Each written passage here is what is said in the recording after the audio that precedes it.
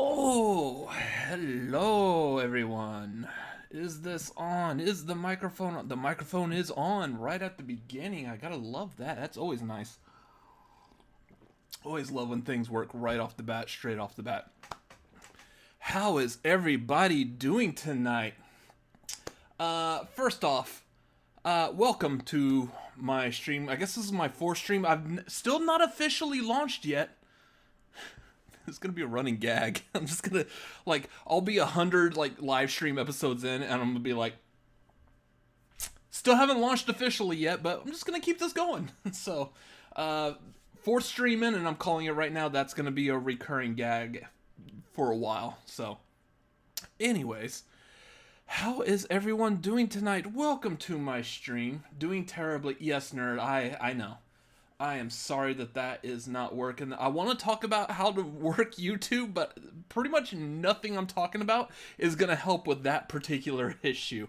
So I'm so sorry you ran into that. I still don't know exactly what was causing that. So best wishes, though. Everything else I'm going to talk about might be something that hopefully may help. So let me know if everything else I'm going to talk about later helps you with that. So as I begin this, I do want to say I am going to do my best to be done with this roughly in time for everyone to watch Andor, which it's 11.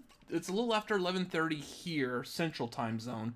I know West Coast gets Andor at right at midnight, so that's going to be 2 o'clock my time, 3 o'clock East Coast. So I feel like we should be good because I'm not planning on being on here for like 4 or 5 hours. This will probably be like an hour and a half. That's what I'm really shooting for tonight on this. So, that is what I am looking at doing. Again, if anyone would like, there is a donation bar. Feel free to donate if you would like. That'd be nice. Just helps with like little things here and there, or anything else I need to get done, like fixing this light behind me that for some reason tonight wants to glow. I don't feel like it's bad enough that if like anyone has like sensitivity to like lights flashing like that, I don't think it's gonna hurt you, but it shouldn't be doing that. So it might be time to replace it. I do have like another light that I got that's pointed at the wall over here. I would like another one of those. That light is nice. It looks nice and bright, and I would like to do that. So that might be the type of light I replace this one with later. But yeah, that light's about $30 or so. So would like to get another one. I would probably not be up right now for this. Yeah. So here's the funny thing. Again, Tuesday nights. This is my Friday night. My weeks start on Friday, so my Friday is my Monday, which is great because those of y'all who don't know, I work customer service. I basically call center job sitting right here using these headphones. Hi, thank you for calling the company I'm not going to name because they're not paying me for this. How are you doing today? Oh, really? You're upset. Go figure. Anyways, that's what I do, but at the end of those calls, I usually always get the customers that are sitting there saying like, well, have a nice weekend. And I'm like, today's my Monday, ass. So it's always fun. But yeah, today's my Friday, so yay. That means I've got Wednesday and Thursday, which actually, typically I would say I would be a person who would love to have his Saturday and Sunday off, the weekend, just like everyone else. Two things with that. I don't really have any like personal friends here that I hang out with on the weekends anyway, so it really doesn't matter if I'm off or at work. Very rarely does a situation pop up where something big is happening on a Saturday or Sunday that I need to be at. So in all honesty, actually, over the past year, the only things that have happened that I wish I wasn't working for was to be available like all day when doing like D23 coverage or Comic-Con coverage. The other one I want to do, since I live here in Austin, Texas, is I want to be able to hit up Fantastic Fest. I am super jealous of the movies that premiered at Fantastic Fest. If you're not familiar, it's a movie festival primarily sponsored by the Alamo Drafthouse, which is based out of Austin, Texas. Here, every year they do a movie festival, and it's usually like sci-fi and horror movies. The big ones this year were the premiere of Smile, which will probably go see. I'll probably go see Smile on Thursday. And then also the big one that I'm really excited for is Terrifier 2. If you haven't seen Terrifier 1, first of all, if you like horror movies, watch Terrifier 1. It is brutal. It is just oof. South by is another one that's good to have off for. If I'm able to go to South by. That one year that my brother and I went to South by was the premiere of Jordan Peele's Us. That one was really cool because I got to go to Us. I went to the premiere of Curse of La Llorona, and I went to the premiere of the remake of Pet Sematary. So that one was cool. Got to see like all the actors, the celebrities, directors, and stuff in that. We saw like the premiere. It's not like a premiere. It was like a demo of that movie Stuber with Batista and Kumail Nanjiani, which was funny. We got like little. Do I have it here? Oh, let me see. There, yeah. I still actually have this. They gave us car air fresheners. I got one of Kumail Nanjiani that I still haven't opened yet. And then I got one of Batista that's actually hanging from my car right now. And it's been there ever since I got it. So that was whenever Stuber came out. Like 2019, I think? Was that when Us came out? Because it was the same South by. I think that was 2019, if I remember correctly. Anyway, so yeah, went to that, and yeah, I'm anxious to see Smile. I wish I got to see Terrifier 2 because I've heard so many things about it, and I am super eager for Terrifier 2. So, what I'm really jealous of, if y'all are familiar with Sean Chandler, he has a very popular movie YouTube channel here, and he got to go see the premiere of Terrifier 2, and he had just seen the first Terrifier movie like 2 or 3 days before. And I remember, I saw him on Twitter, social media, talking about, like, I haven't seen Terrifier. I was like, oh, you need to see it. It's brutal. And then he saw it, and then went to see Terrifier 2. I'm like, I want to see Terrifier 2. I love the first movie, as brutal as it is. What does Batista smell like? He smells just like he looks. Awesome. It didn't get close enough to Batista to smell him, although I guess that's a big dude, so you probably don't have to get that close to him. But yeah, Batista and Kumail Nanjiani looked really good. They were all dressed, and I think he was like in a suit or something. Like, I will always think it's funny looking. Big muscle guys in a well-fitted suit, it looks funny, but it also looks so cool. I would love to be able to do that, but oh, that means I need to get up off my lazy ass and hit some weights, which I could do. I know how to. I have the weights. I have a whole like gym set up over here off camera that you can't see. It's currently covered in boxes and blankets, so it's all covered in boxes and blankets because I'm cleaning out my closet and trying to lighten up some things.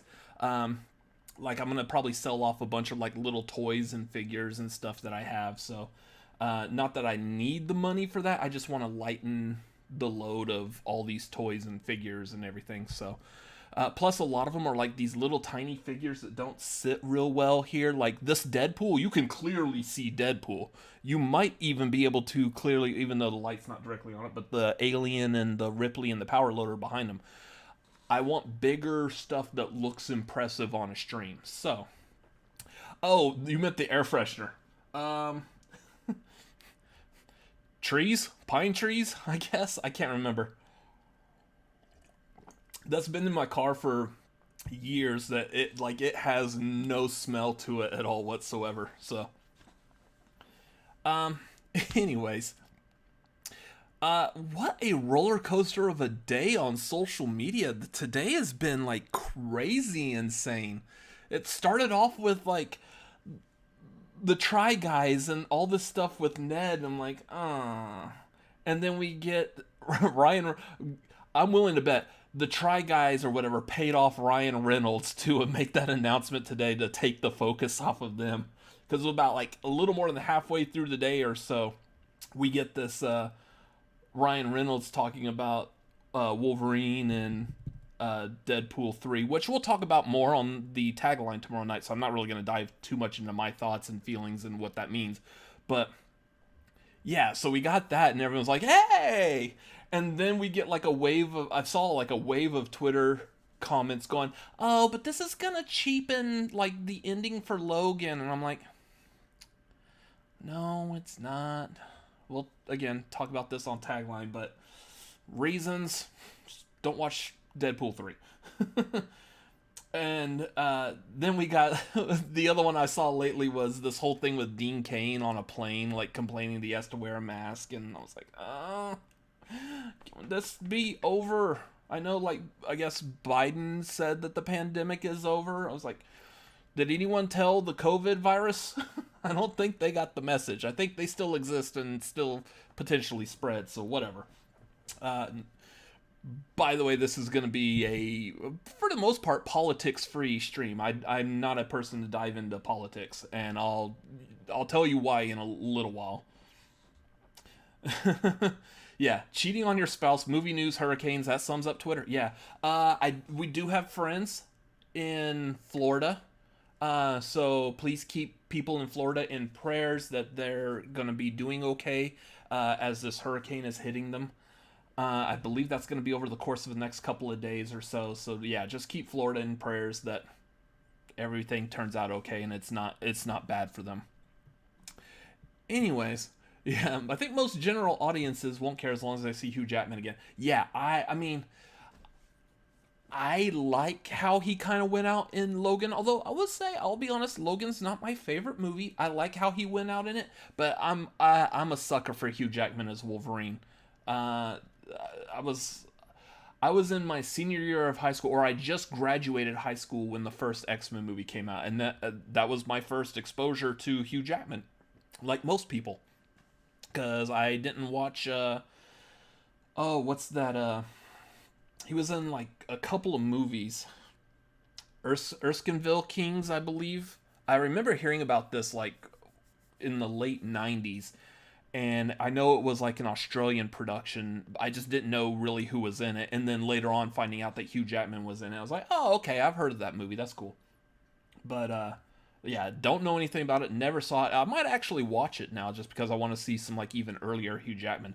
But yeah, I'm a fan of Hugh Jackman, his work and everything. So, super eager for this just because I really want to see, like, the true Deadpool interact with Wolverine and not the crap that we got in X-Men Origins Wolverine. So yeah, I'm eager for that. What else is going on? I want to talk about the thing with the Try Guys real quick. I don't want to seem like I'm like a negative on this, but this thing with the Try Guys is something that kind of bugs me a bit. If y'all know me for a while, you know I'm not a huge fan of stupidity. And I know stupidity can be kind of subjective. And I will preface this by saying I am not free of stupidity myself. I am choosing to be a public figure. I have decided to sit down here, turn on this camera, talk into this microphone that's kind of over here off to the side to people. Hope that y'all respond and interact and we have a pleasant experience while I bump the microphone with my hand, which probably made a loud sound on your end. Sorry about that, but I have chosen to do this. But I also know me personally, and I know like a lot of people who watch me, y'all are following me from Cinefanatics, basically the community that came from the Schmodown. Y'all don't know my personality very, very well outside of that. I know like a couple of people like Nerd, I've hung out with you live in person. There's a couple of people that pop in here that I've met in person, got to hang out with for a while, so they see me like off-camera personality. Not that it's much different than my personality on camera, but my English is still just as bad in person as it is on camera, so But the thing that kind of bugs me when talking about stupidity, you choose to be a public figure, yet you do stuff without thinking like this. In the case of Ned from the Try Guys, super popular YouTube channel, millions of subscribers. I forgot how many subscribers they actually have, but I was actually just watching some of their videos the other day because they do good content. I like their content. Live in person, it's Robert Adams. Absolutely. That's me. They do really good content. Chris posted on Twitter earlier today. We actually met.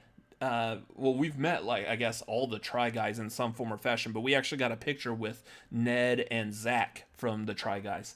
So it's interesting that you choose to be this kind of a public person, but yet he got caught in public. There's photos, there's videos, there's stuff that's been shared on social media of him with basically a subordinate of his company. It was one of, if y'all are familiar with the Try Guys, especially like the 7.84 million, jeez.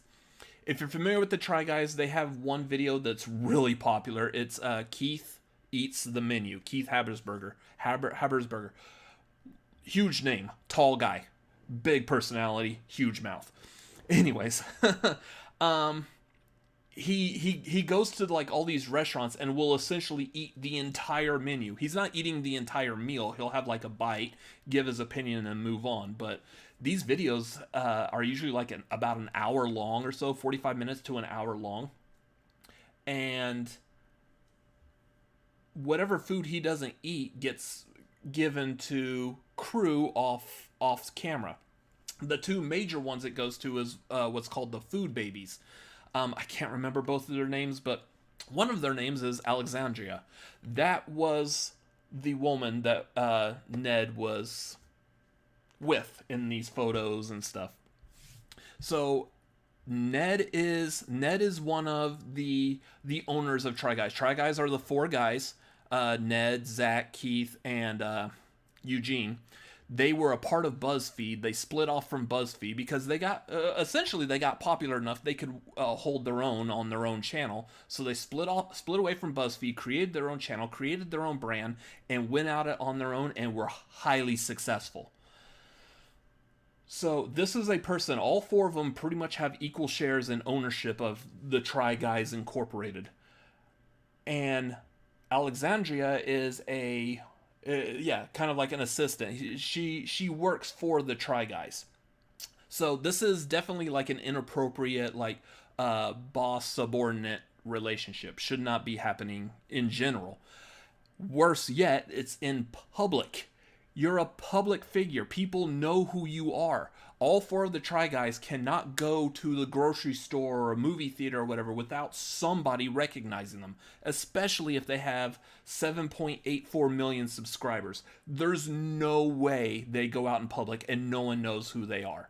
So why would you go out in public knowing you have that kind of following and do stuff like that? And again, I don't want it to sound like I'm like, hey, if you're gonna cheat, do it in private. Don't go out in public. No, stop cheating, you cheating bastards. Stop it. But why would you do it in public? You are begging for trouble. And I mean, that goes back to like the whole Me Too thing. A lot of these people were high name, high profile people that got caught doing stuff. Why would you do that? Why risk it? You chose to be a public person. You're choosing to do this knowing full well that this is also something that you want to do. Celtic head coach, he wasn't fired but suspended for a year. First, oh yeah. So like, people know who the head coach of the Celtics are. Yeah. You choose to do something like that. And in some cases, like, I don't know 100% for Ned. I get that a lot of what I've seen in the conversation is what's called a power dynamic. He's the one in charge. People flock to the person in charge, and that might be why this relationship started. I'm not going to fully speculate on that, but I mean, that's something that we have seen throughout like the whole Me Too stuff that was going on. Harvey Weinstein. huge honcho in the Weinstein Company. There's a power dynamic right there. But like I don't understand. And like these people essentially are using this position of power, whether you actually are the head of a production company or you are a YouTuber or Twitch user who just turns on your camera and starts talking to people. People like it, especially if you have the personality behind it. People like listening and hearing, and they'll flock to you for that information, for that connection. I know, say like me, I'm guilty of it as well. I see, not that I'm having relationships with YouTubers, but whatever. I see like celebrities. I want to go talk to them. I want to have a picture with them. This is taking that to a further step. Um, and like I hope for the best for Ned. I don't want to say that he's just a complete idiot. Probably a lapse in judgment, not thinking straight. I mean, we've seen it happen before. It will happen again. Someone else is going to have that lapse of judgment and be doing stuff that they shouldn't be doing, especially as a public figure. I hope he gets the help, whatever help he needs. I forgot where it was. I think it was on Chris's Twitch stream earlier. I was saying like I or it might have been Twitter.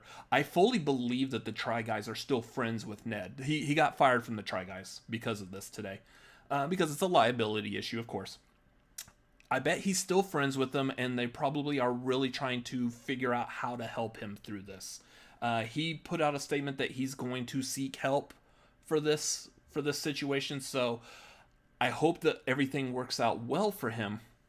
And like almost anyone in this, any kind of a situation, I hope that they get, if this is something that's like maybe an addiction, I hope they get help for it. I will say that in situations like this, especially a power dynamic where you're on camera, that help is going to take a while.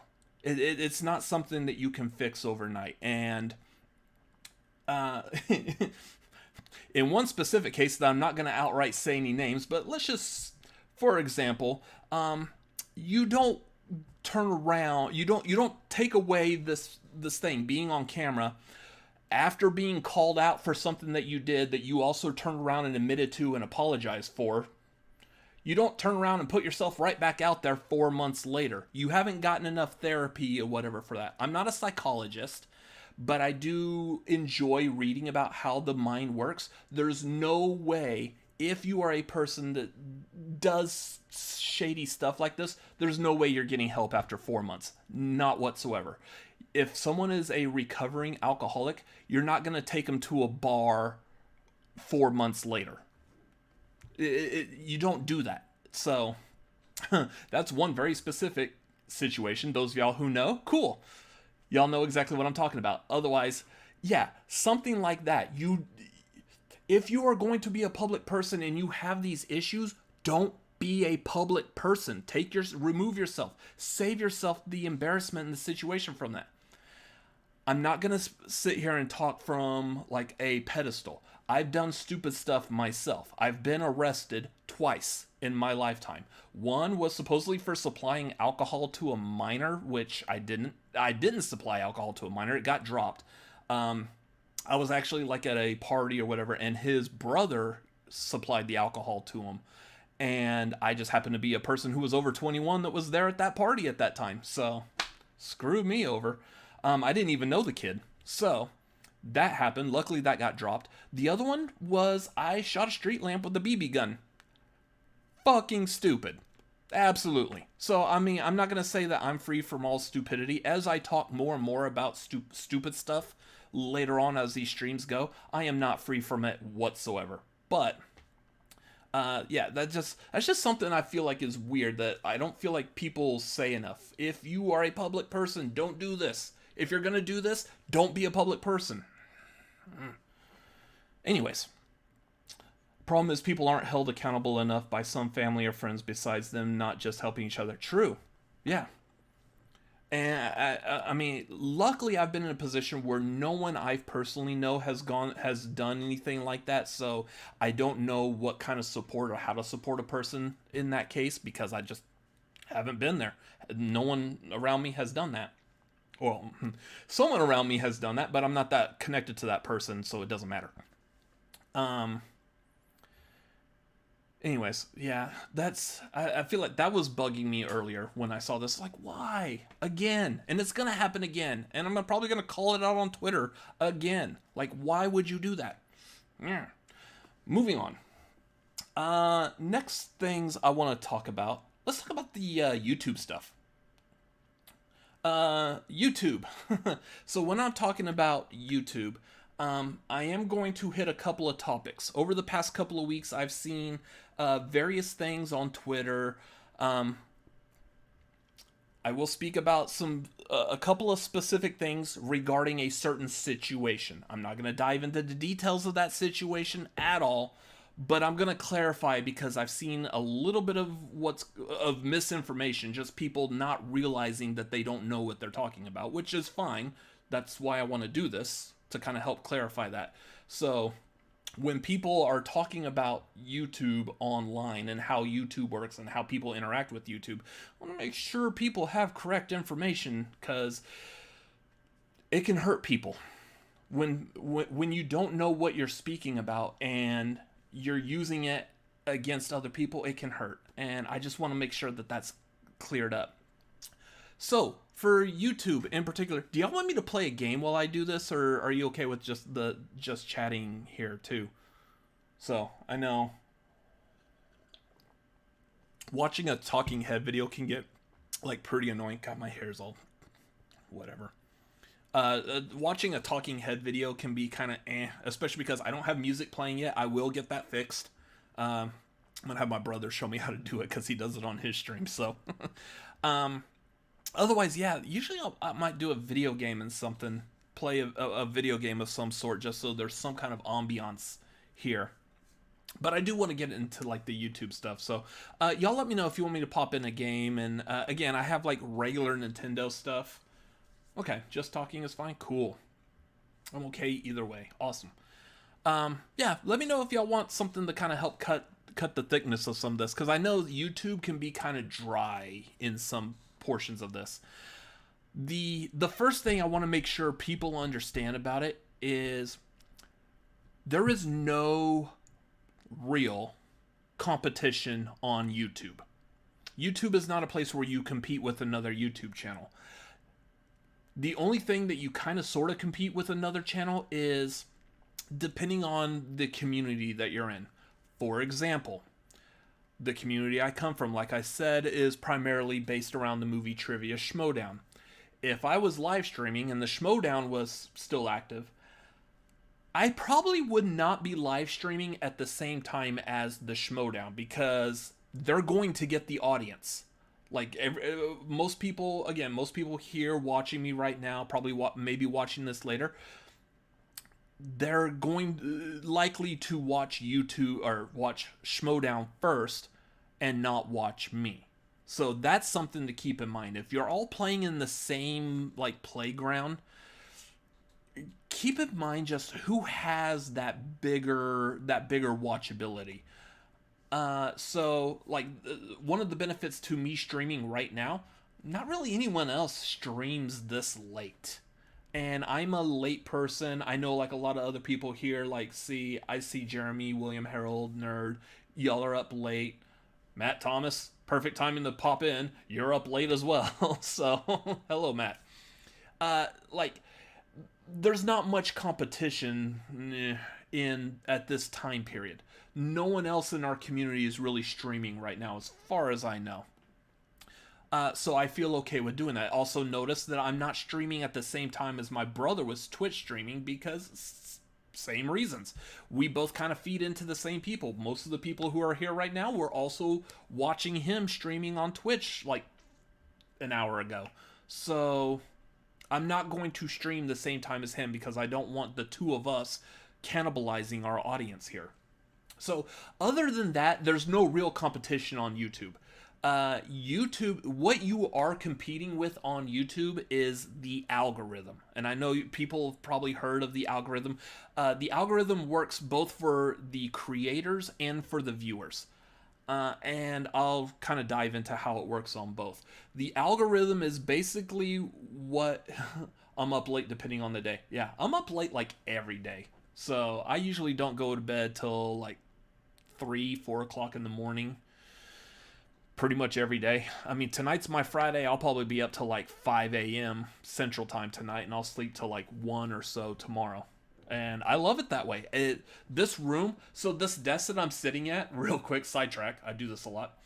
This desk that I'm sitting at has a hutch on it, and my camera is like tucked in underneath the hutch. There's shelves and stuff above it. Y'all may have seen me like reach up before, like I'll reach up and grab like Buddy Christ or something. I have figures and stuff that are sitting up here on the shelf. So I have a hutch that this desk is right up against my one window in this room. My window has blackout curtains on it too. So even at like 3 o'clock in the afternoon, if there's no lights on here, this room is pitch black, and I love it. I am not a person that my normal circadian rhythm is like 3, 4 o'clock in the morning, head to bed, get up 11, 12, 1 on my days off. So anyways, the algorithm is a program. I'm going to guess that most people are familiar with what an algorithm is. How it works on YouTube is it's looking for a couple of things. First thing is, how often are you releasing videos? Live streaming, if you're doing it on a consistent basis, which I know I'm not on this channel, it doesn't really help the algorithm. What helps the algorithm is that interaction on here. So yeah, more or less you're trying to find your audience and hoping YouTube gives you a decent live audience or view numbers. And that's that exactly. But that's where the algorithm comes in. It is watching. If you are someone, let's think of someone for example. Screen Junkies. They do honest trailers. That honest trailer comes out every Tuesday. Every single Tuesday, like clockwork, they're going to release the honest trailer. The algorithm knows this. When they first started up doing honest trailers, I don't know if the date has changed at all. I just, for the life of me, as long as I can remember, it's always been on a Tuesday. But when they first, I know y'all are all making the same joke. Don Cheadle in Space Jam 2, Al G Rhythm. That's essentially what it was, but terrible movie. Great actor though. When they first started, the algorithm was seeing that they were posting this video on a consistent basis. It started favoring them a lot more because they're providing that content. YouTube thrives on content. You upload content, YouTube slaps ads on it. YouTube makes money. That's it. That's exactly how it works. If you are doing constant uploads and consistent on a schedule content being released, YouTube's going to love the hell out of you. And the algorithm is going to pay out dividends to you in kind. One of the things I want to do for Cinefanatics, we've talked about it before. We want to do this a podcast show. It's not going to be live. It's going to be a pre-recorded, edited video. But the idea is that we're going to do this and we're going to release a podcast video like every week on a consistent basis, a consistent day at a consistent time, hoping that the YouTube algorithm's going to catch it and start promoting it. So that's what we're kind of hoping for with that. That's first and foremost, that is the number one key. How an audience, let me see, do I want to get into the audience or how the creators? Man, I could go either way because I feel like some of the stuff I want to talk about could rely on the other. Okay, well, so as an audience, as someone who's viewing a video, one of the things the algorithm and the YouTuber likes, because the YouTuber creator knows the algorithm likes this, and it helps them, is those clicks. You hitting the like button, you hitting subscribe, you leaving a comment down below. All of those things are showing that people interact with your channel. it's kind of like in high school when you notice that there's like the cool guy is getting like all the attention. You want to go know who that cool guy is too, because you want to be like him, be friends with him, so you can enjoy his attention as well. It's kind of basically like that. YouTube sees that your video's getting clicks and likes and comments. YouTube's gonna be like, oh, well, let's just send more people over to you and keep this going. Again, more people who are watching your videos, the more successful your videos are, the more ads that they're rolling, the more money YouTube is making. Exactly how it works. So yeah, anything you do in regards to a video is going to generate that interaction. You hit like, that's an interaction. You hit dislike, that is a positive interaction.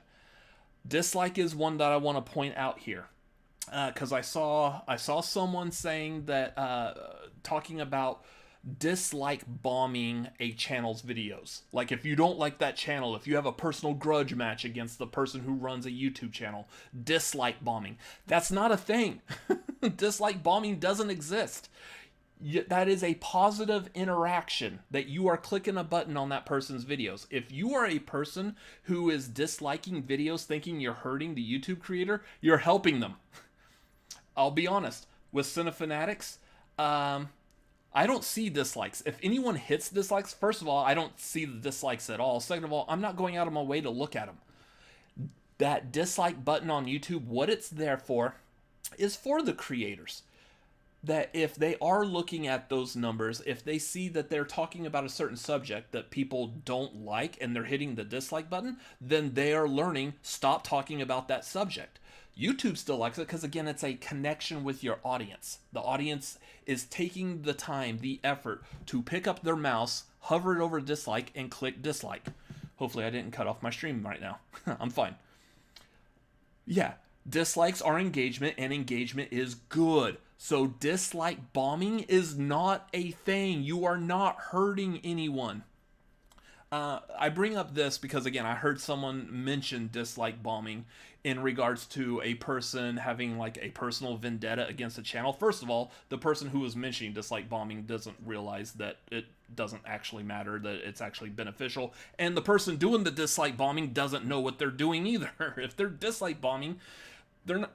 Yeah, they're helping. They're not hurting at all. So any interaction on YouTube, when you click a button around a YouTube video, helps. That's why you hear people on YouTube saying, hit that like button, hit that subscribe button, comment down below. It's interaction. That interaction, that engagement is what is going to help the YouTubers. So from a viewer standpoint, that's how you interact with the YouTuber and the algorithm, and that's what helps the YouTuber. So yeah, when we on Cinefanatics say hit that like button, comment down below if you're watching this on a replay or something, please do that, because that's what's going to help build the channel. I know like a lot of YouTubers will sit here and talk about like, hey, send in a Streamlabs or jump on our Patreon. If you can't do any of those, like if you don't want to send in money, you can't send in money, whatever the reason, no judgment.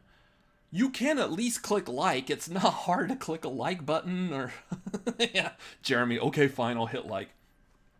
That's not an excuse to dislike all of our content, though. No, absolutely not. I mean, you could if you wanted. I don't want you to, because I think YouTube has a thing against that, actually, maybe.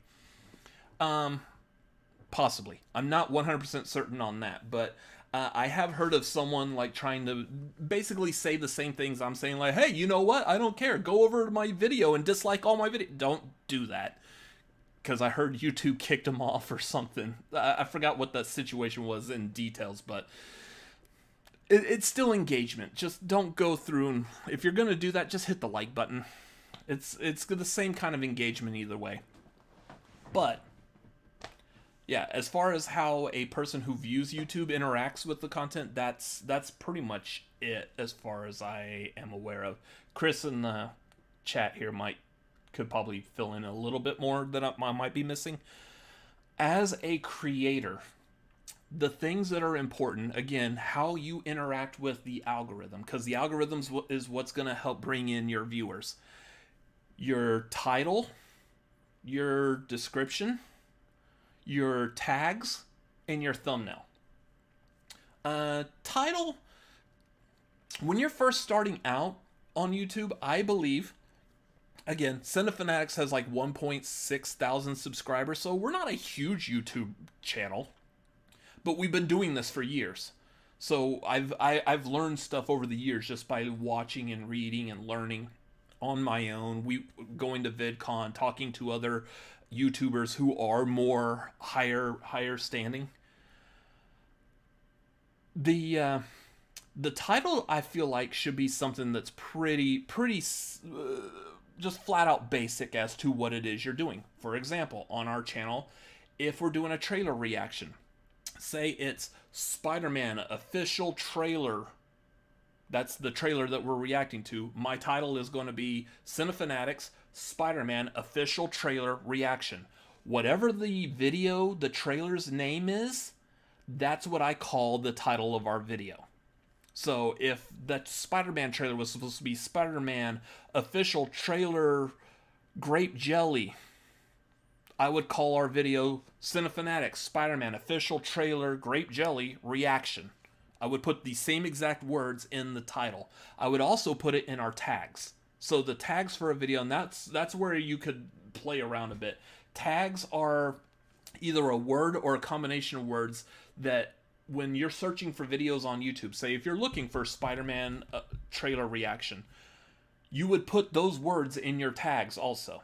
So what I found is really successful is, again, the same exact title that trailer is titled with, that whole sentence is one whole tag in our tags. So Spider-Man official trailer, in our tags I have put Spider-Man official trailer, and I've also put Spider-Man official trailer reaction. What I'm not doing in our tags is putting Cinefanatics official trailer reaction. Why? Because we're not popular enough yet. You go to Late to the Party, you go to Christian Harloff, you go to Sean Chandler, you go to any of these more popular YouTube channels, I guarantee they are using their name in their tags because they have built up that brand. They have thousands upon thousands of subscribers. So now people are just typing in their name. I don't feel like we're big enough that people are like outright typing in Cinefanatics trailer reaction. I think right now with our position, people are just typing in trailer reaction. If they see Cinefanatics and they like our thumbnail, which I'll talk about here in a second, they'll click on it and they watch it that way. So no one is outright searching for Cinefanatics at this point. I hope to change that. Y'all need to click like and hit subscribe and comment down below. But yeah. So that's the title. Let's talk about the description, because this is another one that has popped up in the past couple of weeks. Description, same thing. Description does not matter, with the exception the first like sentence or two should have keywords. Going back to the Spider-Man trailer reaction. If we're doing a reaction to a Spider-Man trailer, if the title is Spider-Man official trailer, in that first sentence in our description, somewhere I'm typing the words Spider-Man trailer and reaction. Those are three keywords specifically as to what we're doing. It's a movie trailer for Spider-Man. We're reacting to it.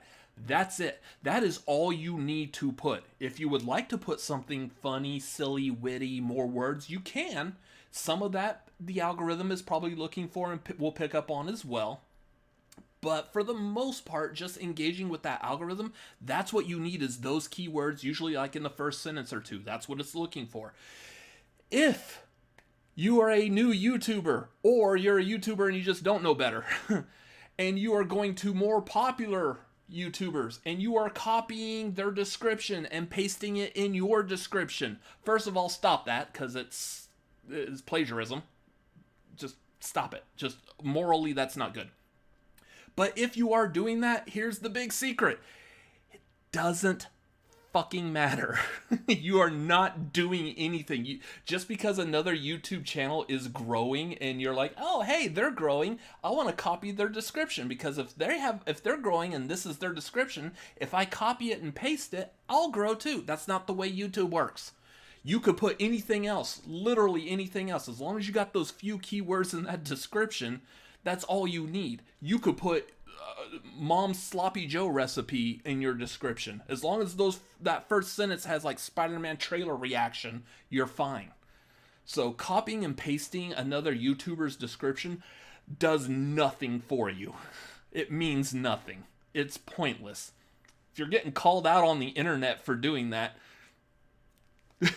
stupid. It's not worth getting called out for. Because it doesn't matter. Let's talk about the thumbnails. So thumbnails is another one. Thumbnails are something that should be catching to the eye. You are trying to catch people with a certain thing. For example, I'll go ahead and say this. The thumbnail for Cinefanatics tagline tomorrow night. It's Deadpool and Wolverine. That was the big story that dropped today. Unless there's some other major story that breaks in the next 24 hours, by 4 o'clock Central Time tomorrow afternoon, you click on YouTube. If you subscribe to the Cinefanatics, you'll see our video pop up saying we're going to be live at 8 o'clock Central Time, and you're going to see the thumbnail of Deadpool and Wolverine.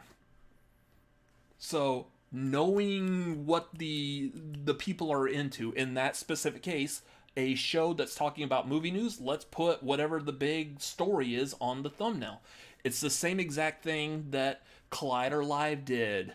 I believe, I don't know if SEN Live did that as well, but I remember like Collider Live and some of the other like major popular movie news channels.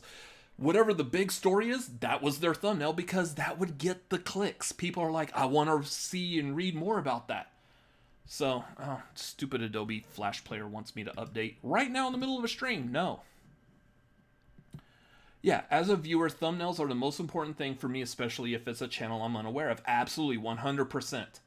That is that is it. I mean, like right off the bat, if you're doing YouTube, that's probably the first thing. You click on any video that's like how to do YouTube, that's the first thing they say is catch the people with the thumbnail. You could have like gibberish as the title as far as trying to grab people's attention, not talking about the algorithm. Aside from that, you could have gibberish as the title. As long as that thumbnail's catchy, that's what people see. You're not look at how you use YouTube. You're not scrolling through a list of videos and reading the titles. You're looking at the thumbnails. So you're saying if I plagiarized and one of the people I plagiarized from said it's okay, that still isn't? That's absolutely okay. I would say that's 100% okay. But I get where you're kind of going with that, and that from that specific situation, I would say that from what I've seen, read, heard, that whole thing should have been just between the two people. But one thing I will call out on this is, well, let me finish with the thumbnail and then I'll touch back on this. The thumbnail itself, again, is the eye-catching thing. It's the thing that people will see, and that's what's going to help them click on your video. What people don't realize, there's only so many ways you can design that thumbnail. For example, music. This is one of my favorite examples, actually. What's that Coldplay song? Is it Viva La Vida or whatever? Something like that. I forgot the name of it. Actually, I might have it on here.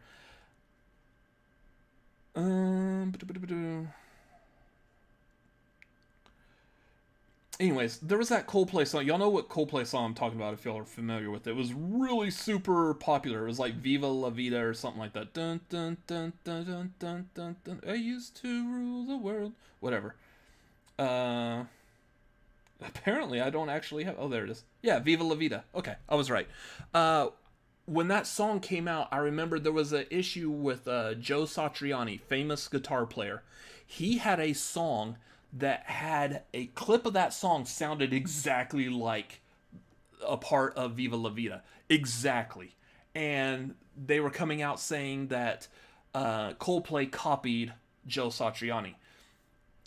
Debatable. Here's the thing that no one talks about. Anytime you see this, here's the first thing that my mind goes to. You've got a very finite amount of ways to organize notes. All right. There's over 7.5 billion people on this planet. It is completely impossible that if you are thinking of an arrangement of notes, that someone else couldn't possibly think of that same exact arrangement. So that's where I go to. And I think that case got dismissed for something like that. Like, all Coldplay had to say is like, we never heard that Joe Satriani song, so we came up with this on our own. It just so happened to sound like his. No big deal. Same thing with that. With thumbnails, there's only so many ways you can make thumbnails. For example, trailer reactions. The big popular one that I see is the YouTubers.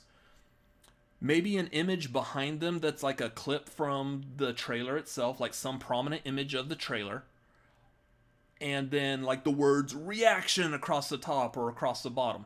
Like for us, for example, for Cinefanatics, typically ours has me and my brother off to the side. This whole part here is a main part of the image of the trailer. And then we have trailer reaction across the bottom and the logo for the movie up above our heads. I've seen that so many times in other people's designs. Again, there's only so many ways you can design a thumbnail. You're talking about this like little square thing here. If someone is saying that you're copying their thumbnail design, you're copying at least 50 billion other people's thumbnail designs. Every thumbnail has already been designed. There's no way someone is creating a brand new design that has never been seen before. So, yeah. At least 24 people design their thumbnail the exact same way. I know of at least four channels in the community that we reside in. At least 4 channels whose thumbnail designs for trailer reactions look exactly the same. People, the word reaction, movie, either the movie picture right here in the middle with the block, or it's behind them. That is the very common basic thumbnail for it. You're not copying, you're just doing the same thing everyone else is doing. In that case, everyone's copying thumbnails. And here's the other thing. As far as the algorithm, that thumbnail design doesn't matter. That design of that thumbnail is only to catch the eye of the people clicking on the video. And nobody's clicking on and go, that looks a lot like that person. Or they may, and they just don't realize that it looks like everyone else's. So, yeah. Anyway, so let me see. Is it plausible that they didn't plagiarize the song? If so, then it's hard to prove. Absolutely. 100%. There's plenty of cover songs over the years I'm unaware of that rips off or are very similar. It's possible. Yeah, it's extremely possible that all that could happen without them knowing. Or they could rip them off. They could. Coldplay could have flat out ripped off Joe Satriani. Can't prove it. All they had to say was like, we never heard of that song before. You can't prove that they've never heard of that song. So, yeah.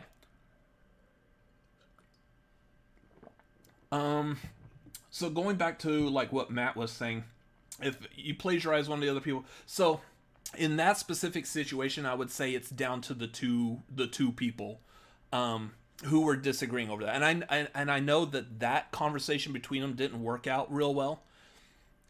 But that's what I'm saying. The personal feelings aside, I know that there's personal feelings and emotions in there. That's just between the two of them. But the overall arcing thing is copying a thumbnail doesn't matter.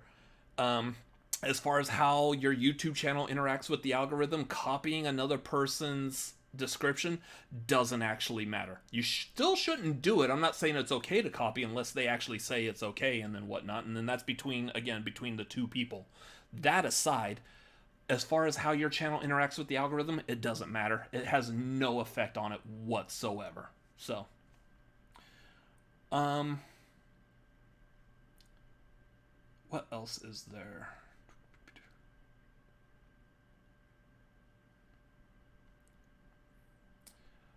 I'm trying to think what else there was in regards to how the YouTube thing works.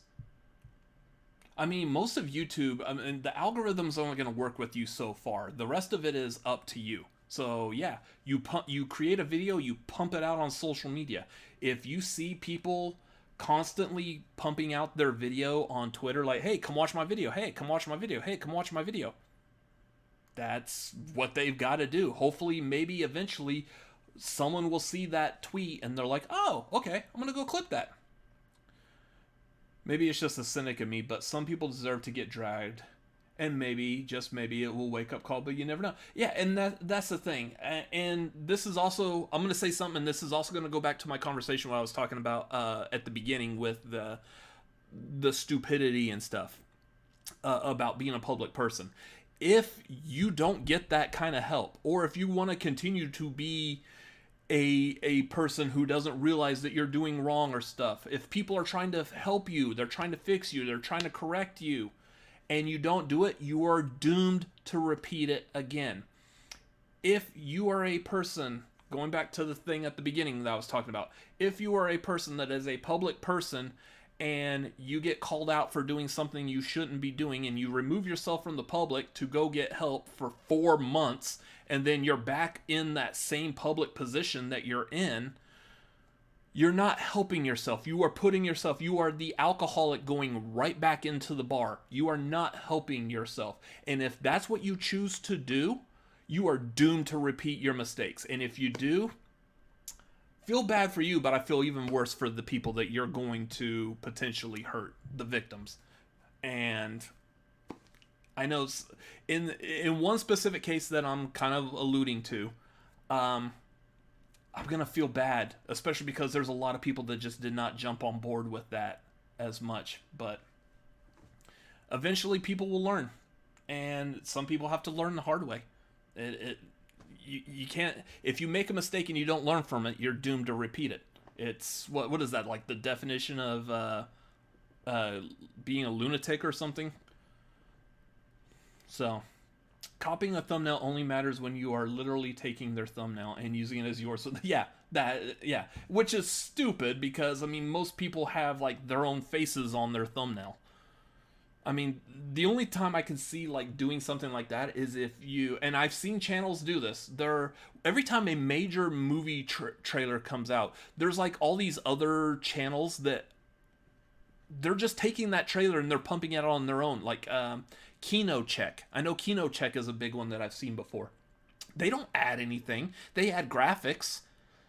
While the trailer's playing, they might pop up some graphics across the top saying, "Do you like this video? Hit subscribe, like, comment below." Let the algorithm build us up. And they're essentially pumping out that trailer that people are clicking on it, and they're getting the clicks and the views, and eventually they're monetizing it. But copying a logo, that one's a little bit more tricky, because the logo is your brand identity. And again, Matt, I know exactly what you're alluding to. And yes, that specific example was wrong, because that was a blatant copy. Yeah, that was a blatant copy. That is your brand identity.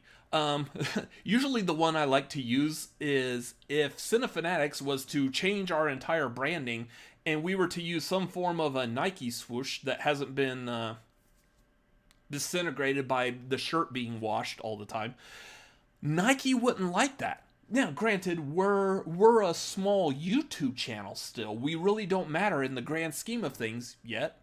Hopefully we will. Hopefully. Make sure you click like and comment, subscribe. But Nike still wouldn't like it. If we are using the swoosh logo, and well, the best example I could think of is, say there's a movie, let's say Space Jam 2. Seems like a good one to use.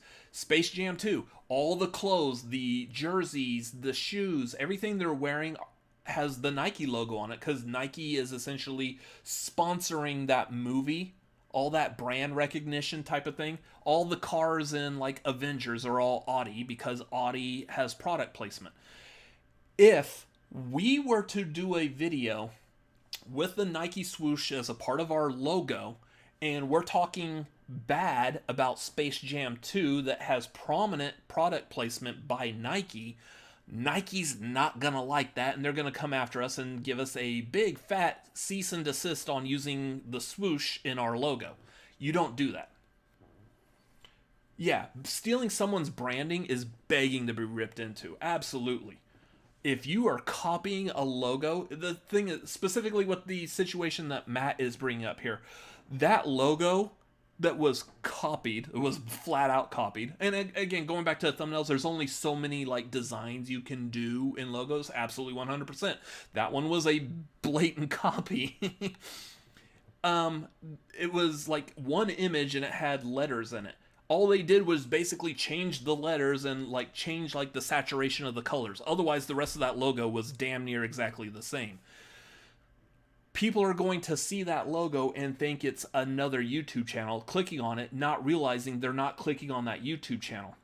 What that means for the YouTube channel whose logo got stolen is here you are over here, seemingly representing this channel over here, and if you say something that people don't like, it looks bad on this channel. It's why you can't steal brands and logos from other companies. It's why we can't use the Nike swoosh on anything. So, added lightning too, yeah. So like little details to it, but I mean, it's the same basic design. You can't do that. That absolutely 100% flat out just don't do. Is there a chance that you are going to come up with a logo that looks like someone else's logo? Absolutely 100%. In that case, then, if you become aware of it, that might be a personal preference thing. Do you change your logo to distance yourself? If your logo, say you're a movie YouTube channel, looks like a logo for a cooking YouTube channel, you might be okay. They may look similar, but you're in two different genres. You have essentially two different audiences for your content. That might actually be okay. But yeah, Chris, that's why you copyright and trademark stuff. Absolutely, 100%. Your brand is your name. It is your name in a visual medium. So yeah, you don't do that. That is bad. If you're gonna copy a thumbnail, sure, copy the thumbnail. That's fine. I mean, again, there's only so many ways you can design a thumbnail, so that's not a big deal. But the logo, yeah.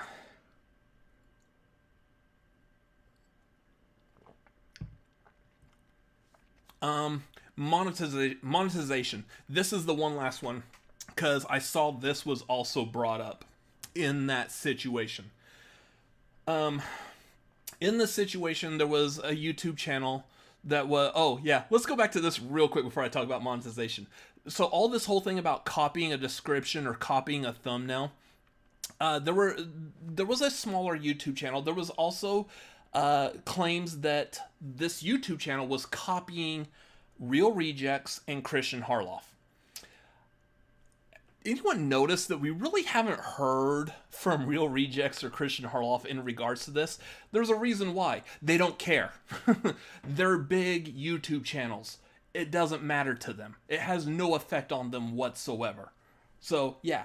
That when I'm saying that like all of this stuff in the long run, again, between the two people, absolutely. They need to like talk it out, hash this out, get that dealt with, or they could just part ways. There's personal there. I get that. But there's no personal between this YouTube channel and Real Rejects and Christian. I know this channel talked to Christian, but that's beside the point. Neither one of them have come out and said, man, we would really like it if you didn't take our descriptions. No, they haven't said that. Why? Because it doesn't matter. Take their descriptions, or, well, don't take their descriptions, but if you do, it has no effect. Sorry. It has no effect on them or really you. It's just a matter of how the algorithm is looking at you. You could use, like, whoever, was it Mr. Beast? Is Mr. Beast one of the highest, I can't remember if Mr. Beast or PewDiePie, someone, one of the highest subscriber count YouTube channels. You could go grab their description and copy it, put it in your video. It is not going to make you gain any more views or subscribers at all. Guaranteed, flat out.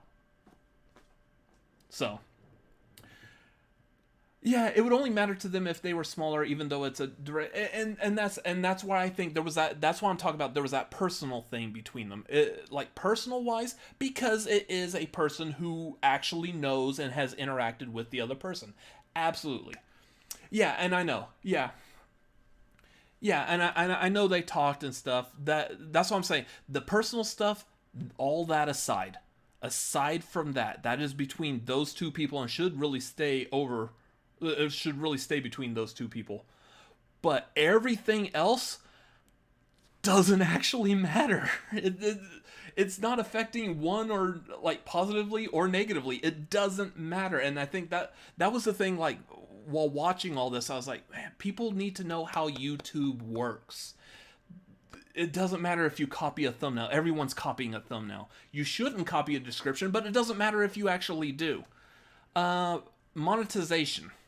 I saw that the channel that was told that they're copying descriptions and thumbnails or whatnot, they put out an apology video and they got called out for that video being monetized. Here's the thing, how monetization works. They probably have the entire channel monetized. So no matter what video they put out, it's going to be monetized. They probably aren't paying attention, especially if they think that dislike bombing is a thing, or they think copying descriptions is a thing. They probably don't realize that they have this video monetized. And in the case of that specific video, even if it was monetized, the amount of people who watched it, they probably at most maybe made 5 cents. Again, doesn't actually matter. So, part of me does wonder if the same people would still be mad if both channels had more subscribers. It doesn't make it less wrong, but still, it just depends on the situation. Again, like Christian and Real Rejects, they understand how YouTube works. They've been in that environment for so long. They've had success in that environment. They understand how it works. It's not a thing that they're worried about. I mean, don't go like dislike bombing Cinefanatics, but I mean, if you want to copy our description, I mean, have at it. I mean, you shouldn't copy people's descriptions, but it has no effect on us whatsoever. So, yeah, and I feel like I'm in the same boat as like Real Rejects and Christian. I don't care. It doesn't affect us. So, that's probably the main thing. Not only is this like highlighting some of those situations I've seen come up, but they had it set to having to set it to be monetized manually. Yeah, well, okay. Well, then again, and that's why I said the second part of that. Even if they did choose to monetize that video, they made at most 5 cents. So, doesn't matter. It's really, that, all of this is just proving that people just didn't know exactly how YouTube works, or they were thinking that this is something that, like, ooh, I can monetize this and make a ton of money off an apology video. No, you're not making a ton of money. Just don't bother. It is possible to monetize the channel so that any video you put out does get monetized. But it's also, you could just go in and manually monetize each video. So, but yeah. YouTube is hit or miss with monetization because they're very picky on certain situations, fair or not. Absolutely. So I know I talk about Dead Meat, the YouTube channel Dead Meat, because I'm a horror fan. I do like their videos a lot. They've been going through not only issues, lately they've been doing a recount of the Chucky movies. And they've been getting hit with copyright from Universal for using movie clips and sounds in their videos. That aside, they also deal with the fact that they show clips from these movies that may involve gore. So YouTube is not a big fan of stuff like that. If anyone who's done YouTube, you know that when you're uploading a video, you're going through the stuff that's to select. You have to tell YouTube, as far as how monetization works, is there language in your video? If there is, what kind of curse words, or how often is it said? Specifically, how often is the F-bomb said? If you're just saying stuff like damn, hell, ass, no big deal. But if your video's like yeah, YouTube's not a huge fan of that, but you do have a certain limit. It does allow for essentially free speech. For the movie clips that they show, a lot of it, since it's horror movies, there is a lot of gore. One in particular, recently they did a recount of Seed of Chucky. In that movie, Chucky and Tiffany decapitate a person, and their head goes like spinning up in the air, flying up like towards the camera and back down. YouTube hated that for some weird reason, which is funny. Real quick side note, this is a recount. He's already done a kill count for these movies before, years ago, but his content, the way he does these kill count videos, has evolved since then. Back then, he used to just like summarize the movie and make some jokes. Now he actually dives into like behind the scenes and what's actually going on in this shot. So it's really interesting. If you like horror movies and behind the scenes information, highly recommend them. But the old video that he did had that shot in it perfectly fine, not blurred or anything. This new one that he did, super blurred. Like that whole screen is blurred, and he actually has a caption on there like, "Sorry, stupid YouTube does not like this shot, so I have to blur everything. Sorry about having to censor this for you." And then yeah, age restriction. Yeah, so that's also playing into the same thing, that if your video, like his videos, do get age restricted a lot. When you have an age restriction, that cuts down on your monetization. It also cuts down on your sponsorships. For example, his videos, if he knows that there's going to be like a lot of gore and stuff in it, he may get a sponsorship for it, where he's promoting Manscaped or Dr. Squatch or something, some VPN or whatever. He'll get that sponsorship. The thing with those sponsorships is I can't say that word. There's agreements with the sponsor. Say Dr. Squatch. Dr. Squatch is paying money to the Dead Meat YouTube channel. They are expecting to see a certain number of clicks, that click-through rate. There's a link in the description for Dr. Squatch on his videos that they're sponsoring. They're expecting to see a certain amount of clicks of people who are watching the video, clicking the link, and going to their website and buying soap. If they don't get a certain number of clicks, they are they're expecting a certain number of clicks. If they don't do it in that one video, they got to do it in another one. So what that means, just to keep this simple, is let's say Dr. Squatch is paying Dead Meat $1,000. We will give you $1,000. You will talk about and promote our product for 30 seconds in your video. We are expecting a click-through rate, people clicking on the link in the description, going to our website and buying soap. We are expecting this click-through rate of 500 at least. We are going to give you 1,000. We expect 500 clicks out of this, 500 people buying soap. If we don't get 500, you're going to give us 500 in some form, which means you now have to put out another video where you're talking about Dr. Squatch for another 30 seconds, and we're expecting to see the rest of that initial 500 out of that one. You're not getting an extra $1,000. We still only paid you $1,000 for that first video, but you didn't fulfill your end of this. You didn't get enough people to click that description, that link in the description. So therefore, you have to promote it again in another video to make sure we hit that 500 clicks. That's how those sponsorships work. So, when you have an age-restricted video because of gore, violence, you're talking about drugs, you have a lot of harsh language in it, what YouTube is doing is they are age-restricting your video. No one under 18 is going to be able to watch your video. Sure, let's get past the morality of whether or not you think someone under 18 should watch a gory horror movie or clips from a gory horror movie. All that aside for this conversation, it diminishes the amount of people that can click and watch his videos. When you diminish the amount of your audience right off the bat, you are diminishing how many people are going to be able to click and buy soap. Sure, granted, yes, 18 people younger than 18 probably don't really have a credit card or are able to order soap. More than likely their mom and dad is probably still buying their soap for them. So, I mean, that click probably really doesn't matter specifically in that situation, but that's one of the hindrances with being age restricted on YouTube is you're taking away your audience before they even have an opportunity to watch and make a judgment call for themselves. So, yeah. Recently, Campia decided to randomly find one of our live streams and drop $50 in Super Chat for his own content or whatever, I don't know. We still haven't seen any of that money, and it was like 2 months ago.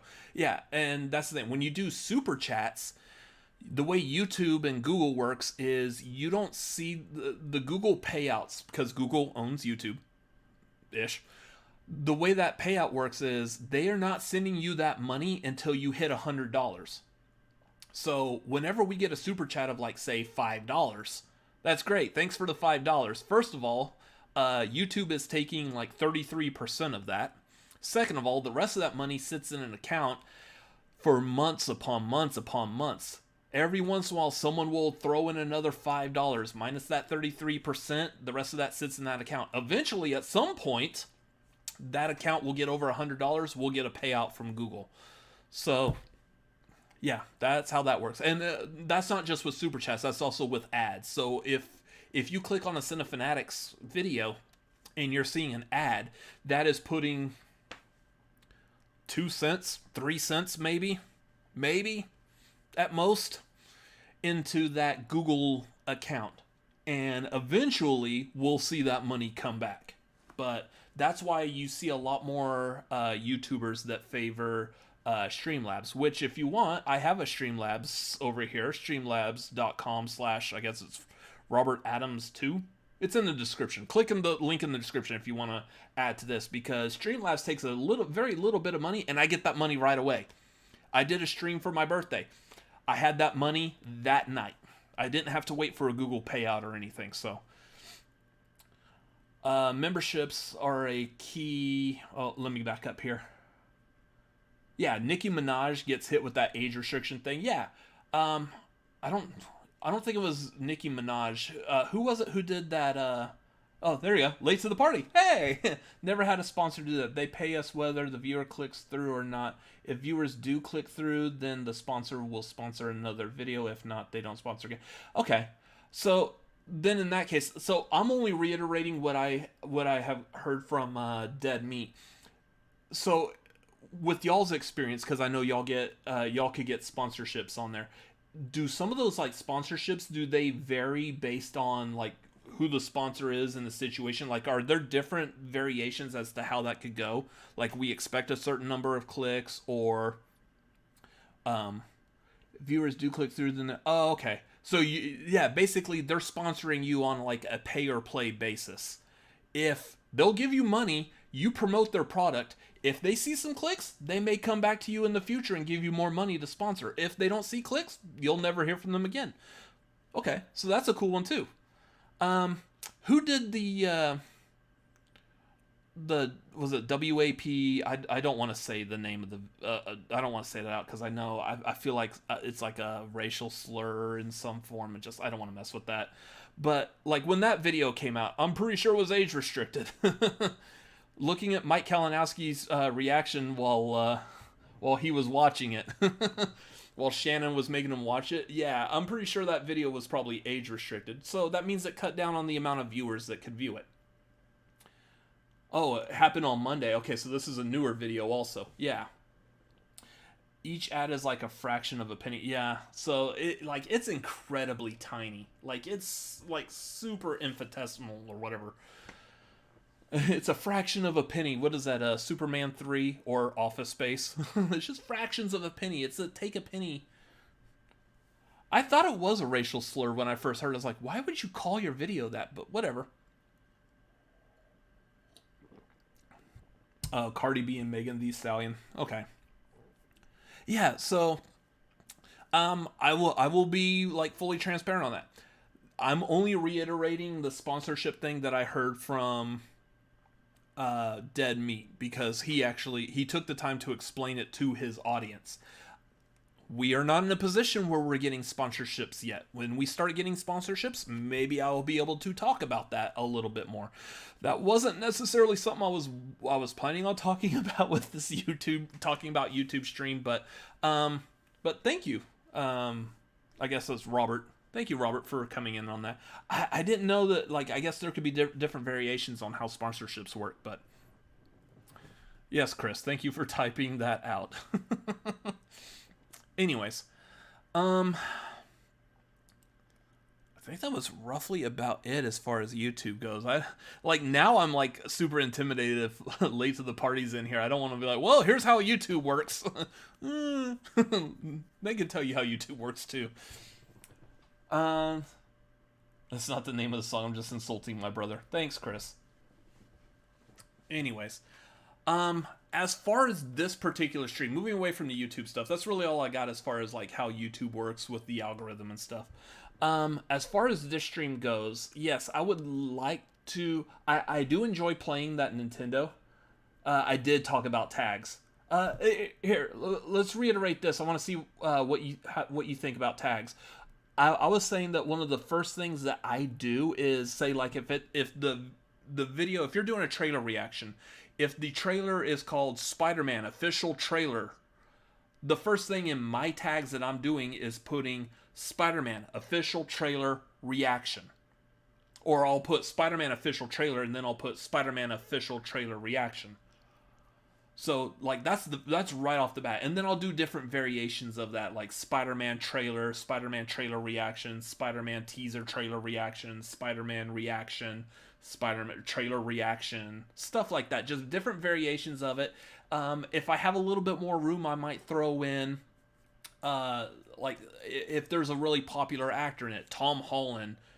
I might throw a Tom Holland tag in there or something like that. That's usually something I use. On there.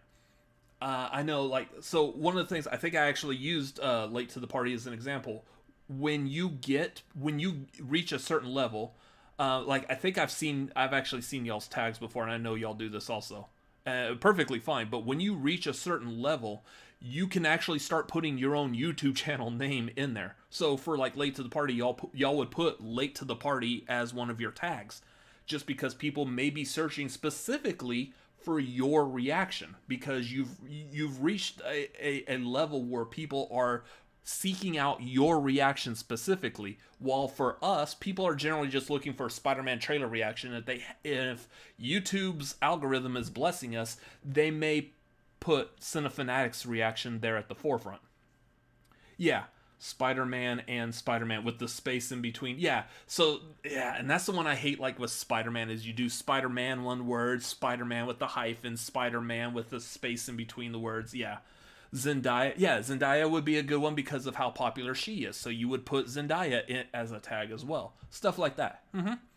And then everything still falls back to the algorithm, so you hope that the algorithm is reading your tags and seeing that interaction that you've had from people clicking like, from people subscribing, people leaving comments. All of that feeds into the algorithm, and hopefully, therefore, they're promoting your video a lot more.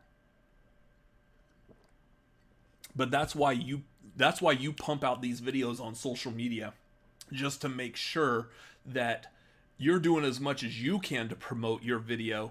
And then hopefully, if you're getting like just enough of those clicks and likes and interaction and engagement, YouTube's algorithm will pick up the rest and continue pushing your stuff out as well. So, yeah. Again, we don't have a huge YouTube channel, but we've been doing this for so long. That's just stuff I've learned over the years. Here's the thing. Again, full transparency, I have talked to Robert a couple of times on, like, hey, what do you think of this, that, and the other? And both, like, Robert is extremely helpful on that. Our interactions with Robert and Vanessa have been extremely awesome. So, yeah. Good YouTubers right there. Make sure you follow, like, subscribe to them. I would put Tom Holland lip sync battle because that video will be searched for till the end of time. Absolutely, 100%. And what was it? Like, they announced that Rihanna's going to perform at the Super Bowl halftime show. I was like, you better be getting Tom Holland out there during Umbrella. Because that was, like, the best performance of that song, and Rihanna wasn't even a part of it.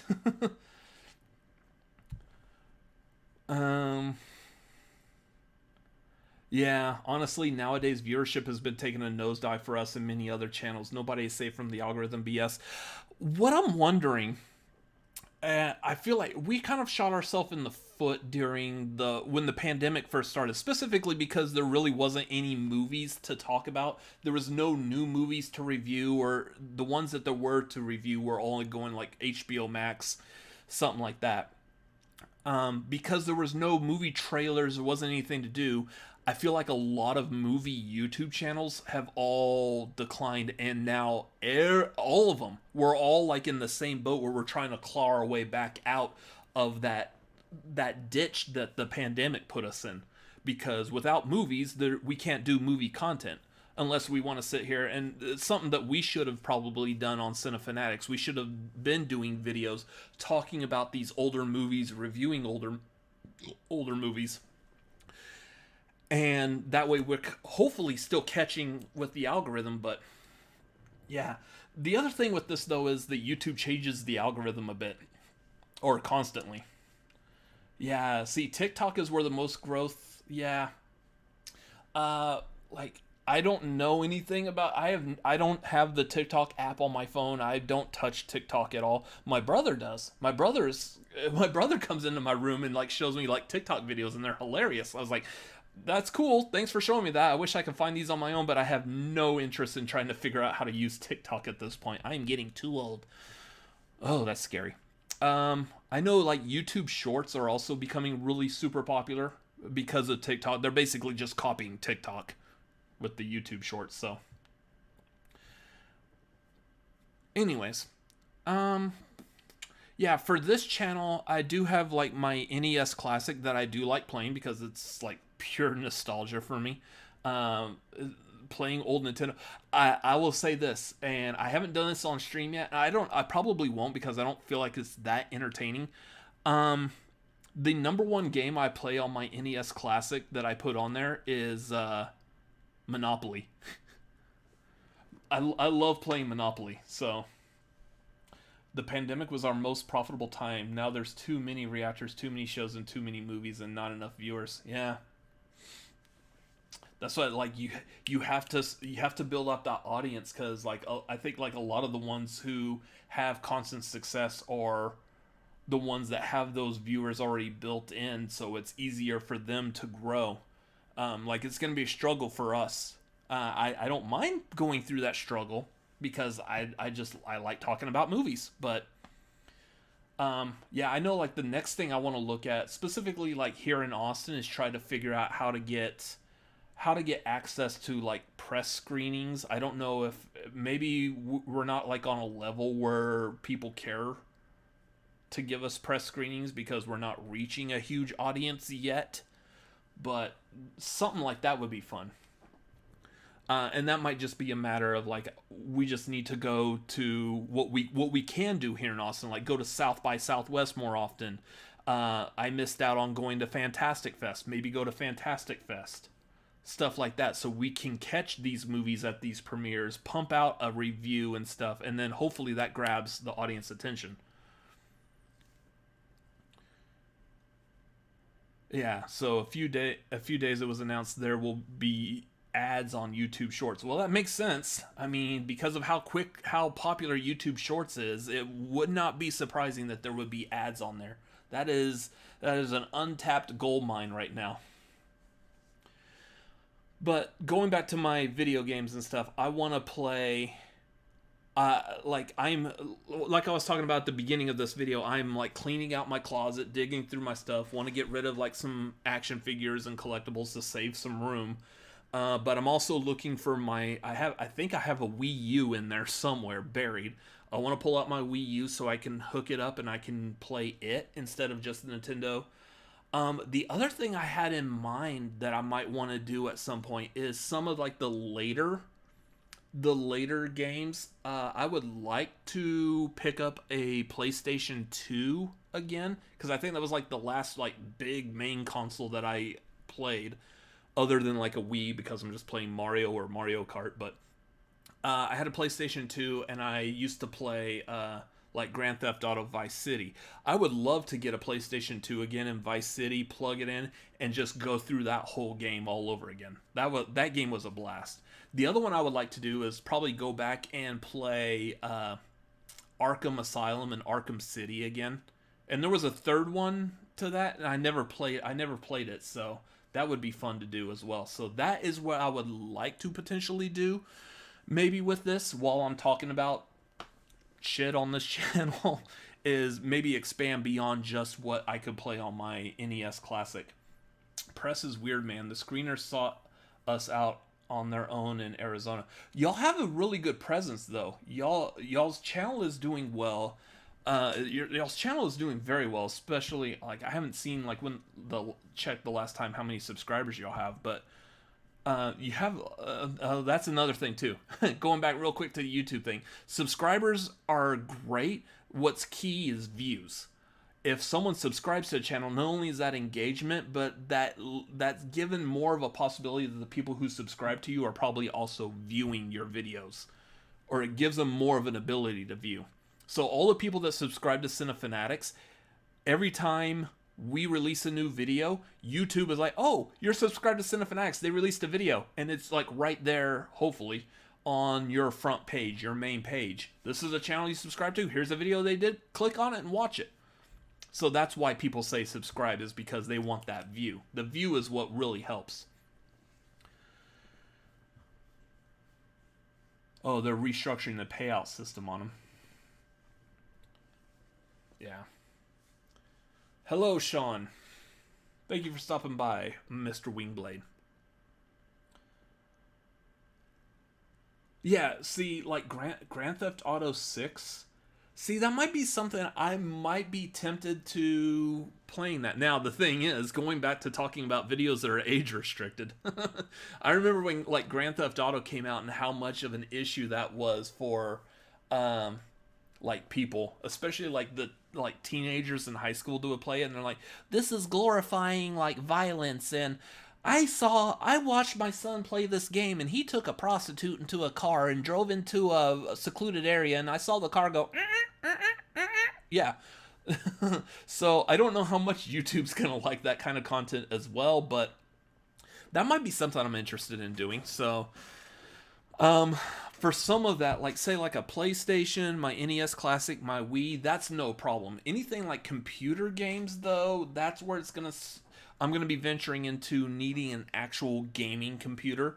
So I have the GPU to kind of help with the graphics, because the processing those super high definition graphics could be kind of hard. Say like right now, this stream is coming off of my iMac. My iMac doesn't have a graphics card built in. So everything, the processing for this video, y'all seeing me on the screen here, all the graphics of the overlay here, this is all being processed out to YouTube through OBS, or Streamlabs OBS, and I'm seeing in the corner here, it shows me what my CPU usage is. Right now I'm hovering between like 35 to 40%. So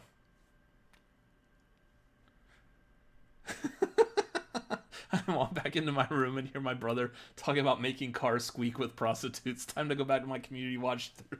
Good job.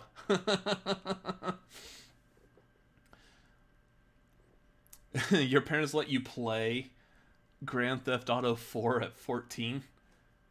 Which one was 4? Was 4 its own number? Because I know it was like Grand Theft Auto 2, Grand Theft Auto 3. I think 3 was when they took it out of the like pixelated and they made it like a full 3D world. And then there was Vice City and San Andreas, and then there was 4. I believe that's how it worked. Those are rookie numbers. I'm gonna need to pump those up. All right. Gotta quote that Wolf of Wall Street right there. Anyways, yeah, that's what I want to eventually do, potentially, with this. Just because, like, just sitting here talking the whole time, well, fun, and a lot of YouTubers have a lot of success at that, depending on how their personality is. I kind of like the old, like playing the games too, because I know that's what like draws a lot of attention. Some people may not want to listen to me here and like pontificate. I don't know, a huge word. About how YouTube works, especially when then late to the party jumps in the chat. I'm like, well, I don't know shit about YouTube, but talk to them. But yeah, stuff like that. Like I feel like I need more of like an interaction, especially because like I have ADHD. So the fact that I've been able to sit here pretty coherently throughout this entire stream and talk about this, that's impressive. But anyways, I think I'm actually gonna call it a night right there. So yeah, no Nintendo tonight. I feel like this has been pretty good, just me sitting here talking. So yeah, I think I'm gonna call it a night on that. And let me see, what else? Is there anything else I need to do before I wrap this up? I don't know when I'm going to stream again. I'm just doing this kind of like whenever I feel like it. So it's not helping the YouTube algorithm at all whatsoever. But otherwise, yeah, we're doing Tagline tomorrow night. Of course, we will be diving in a little bit more in depth on the whole Hugh Jackman is going to be Wolverine in Deadpool 3. Did he actually say, in that little teaser, did he actually say he was going to play Wolverine? Or did he say, like, Hugh, do you want to be in another movie? And Hugh Jackman was like, sure, yeah. Did we actually get anything saying that he is going to play Wolverine? I don't know. I'm going to rewatch that again, and then we'll have thoughts on Tagline tomorrow night. Plus, a couple other news stories on Tagline. Otherwise, yeah, the only other thing we have coming up, October is going to have 3 marquee episodes. They're all going to be horror movie related. The first one is going to be Child's Play, the entire Child's Play series. So 8 movies to tier rank on there. I'm going to hold on to like what the other 2 are if I haven't publicly announced them yet. I know I have on Discord, so... Okay, he did say, hey, Hugh, want to play Wolverine again? Okay. Watch him show up like in like the actual animal Wolverine skin like draped over him, like, hey, I'm here. Is this good enough? Cool. I'm gonna go home now. Drink my coffee. That'll piss people off. That'll upset so many people. I don't think they're gonna do that. But yeah, we'll talk about that on Tagline tomorrow. So yeah, for Marquee Child's Play, there's 8 movies on that one. If you want to know what the other ones are, if you're following us on Patreon, patreon.com/Cinefanatics, you can hop into our Discord, or pretty much if you subscribe to my brother on twitch.tv/ChrisAdamsMLP, if you are a subscriber to him, you get access to the Discord as well. So I believe through that way you can also see like the list of movies that we're tier ranking on the marquee. So if you want a heads up to watch the movies ahead of time, that's a good way to see it right there before we actually announce it. So yeah, that's coming up. I'm probably going to go see Smile on Thursday. I don't think I have anything else really going on. So Smile on Thursday. So be on the lookout for my thoughts on that. That will probably be, I'll probably just pump that on Twitter. So, Robert Adams MLP, Twitter, Instagram, and Letterboxd. And yeah, I think that's going to do it. So, I want to figure out like a way to like properly end this. Like, I know like a lot of people have like really good catchphrases and stuff. Spay and neuter your animals, be good people, whatever. I feel like I want to like end these on like some kind of like an affirmation. Like, hey, for example, we may all disagree on stuff, but just keep in mind there's a potential for a lot of positivity and decency between people. If nothing else, just keep in mind, if you're ever feeling bad, we are all going through the same struggles. We all have the same kind of issues in different variations, different forms. Just be there, be good people. Be there, helpful. Try not to tear people down. And if that still doesn't work, just keep in mind that we all share the same opinion that we all hate the grocery store shopping carts that are shaped like sports cars. Those things suck. God, I hate those. We all hate them. Anyways, that's it for this stream. Good night, everyone. Thank y'all for watching. Make sure you hit like and subscribe, and I will see you tomorrow night over on the Cinefanatics for Tagline. Y'all all have a great evening. Good night.